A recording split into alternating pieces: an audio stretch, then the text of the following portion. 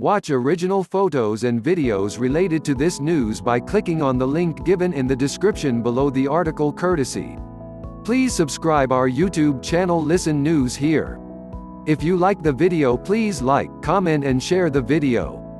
The iPad Pro now looks even more like a Surface Pro. Apple has spent the past 10 years trying to convince everyone that the iPad and its vision of touch-friendly computing is the future.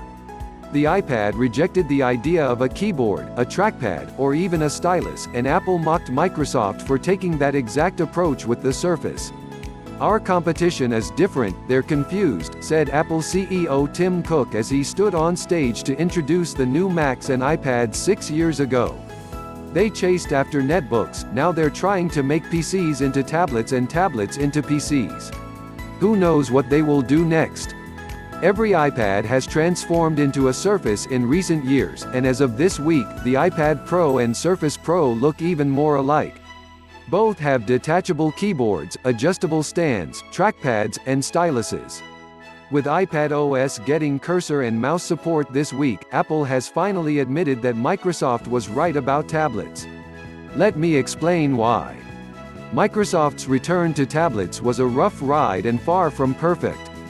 Bill Gates tried to convince the world that tablets would be a thing all the way back in 2002, but the hardware and software were far too primitive back then.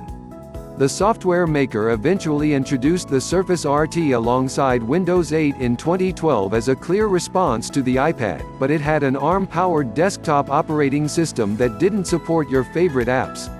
It was slightly confused, but Microsoft's tablet principles were clear at the time.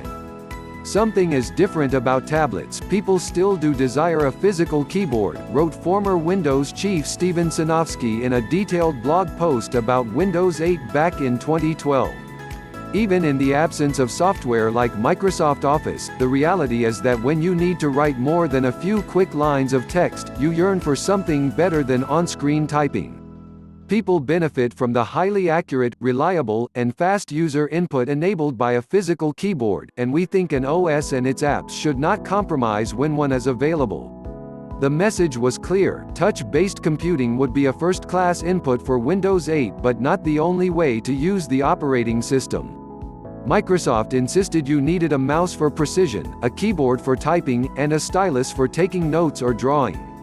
These basic foundations led to the Surface Pro, with its variety of inputs to suit different needs. Microsoft also mastered the ability to use a tablet at a desk or on a couch thanks to its Surface kickstand and hinge designs. It was a key differentiator against devices like the iPad, and Microsoft and Intel now license out the design for other PC makers to use. It didn't take long for everyone to start copying Microsoft's Surface design.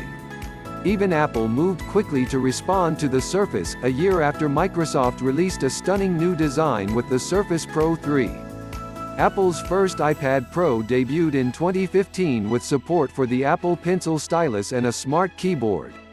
It arrived just as iPad sales had declined to the point where Apple was making more money on Macs instead. The iPad Pro keyboard magnetically attached to the iPad Pro, just like the Surface Pro, but Apple claimed it was unlike any keyboard you've ever used before. It marked a big shift for the iPad, and every big iPad now supports a keyboard and stylus. Despite the hardware additions, Apple persisted with its touch-first vision for the iPad. Using a keyboard with the iPad was an ergonomic disaster. You'd have to lift your hands away from the keyboard to touch the screen and adjust text or simply navigate around the OS. It didn't feel natural, and the large touch targets meant there was no precision for more desktop-like apps. Alongside Apple's refusal to bring touchscreen support to the Mac, it was clear something had to change. The first signs of a new direction for the iPad arrived with iPadOS and the hints at cursor support last year. Apple is now introducing trackpad and mouse support fully in iPadOS, and you can use an existing Bluetooth device. Unlike pointer support you'd find in Windows or macOS, Apple has taken a clever approach to bringing it to a touch-friendly OS like iPadOS. The pointer only appears when you need it, and it's a circular dot that can change its shape based on what you're pointing at. That means you can use it for precision tasks like spreadsheets or simply use multi-touch gestures on a trackpad to navigate around iPad OS. It's far more than most people were expecting at this stage, and Apple has importantly kept its touch-friendly iPad principles intact.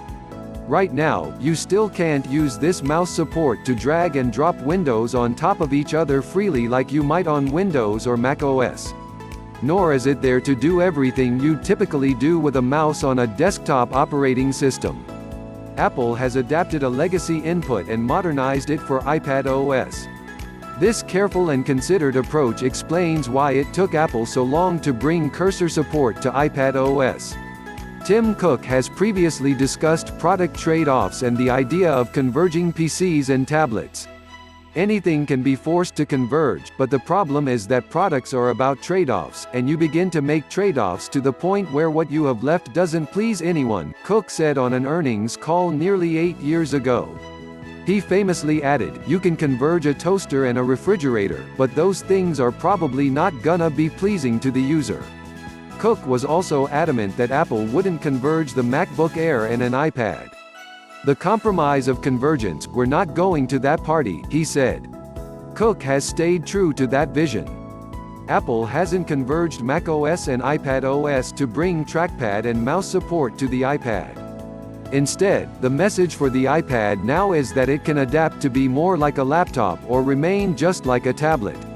That message sounds similar to Microsoft's Surface Pro, but what's now at play is a battle of ecosystems, apps, and operating systems. Microsoft has persisted with Windows and walked back many of its touch-friendly tablet changes. The software maker is even diverging Windows further into a Windows 10X operating system for dual-screen devices this year. Meanwhile, Apple is hoping that iPad OS could be enough for people who want some laptop familiarity. With the essential trackpad support and improvements to the Safari web browser, the iPad is starting to look like a much more viable option for both a tablet and a laptop for many.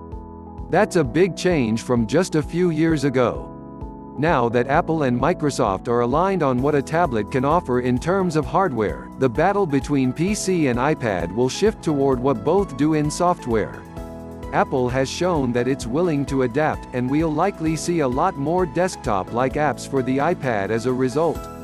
Mouse support for the iPad is a significant game changer, and the iPad has now moved well beyond a third category of device for browsing, email, photos, video, music, games, and ebooks. That will unnerve Microsoft and its PC partners, but it doesn't mean it's an immediate death sentence for the PC just yet.